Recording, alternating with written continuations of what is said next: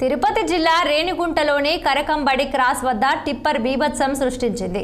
ఇసుక లోడ్తో వెళ్తున్న లారీ టిప్పర్ను అదుపు తప్పి ఇరానీ కేఫ్ షాప్ను ఢీకొట్టింది. దీంతో దుకాణం పూర్తిగా ధ్వంసమైంది.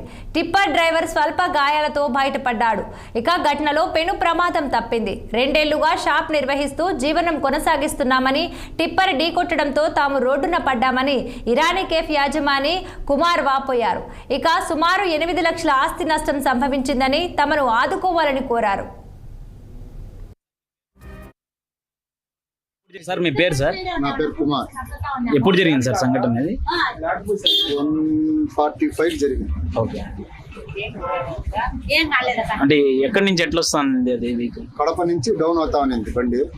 మేము లోపల ఉన్నాము. సౌండ్ వచ్చేటప్పటికి ఏమని చూసాం, లారీ లోపలికి వచ్చేసి. అతను డ్రైవర్ ఏమన్నా మాట్లాడుతున్నాడా? ఏమన్నా చెప్పాడు? డ్రైవర్ బాగానే ఉన్నాడు, ఫుల్ గా తాగేసి ఉన్నాడు. ఆ పై నుంచి దిగలేకపోయినాడు డ్రైవర్.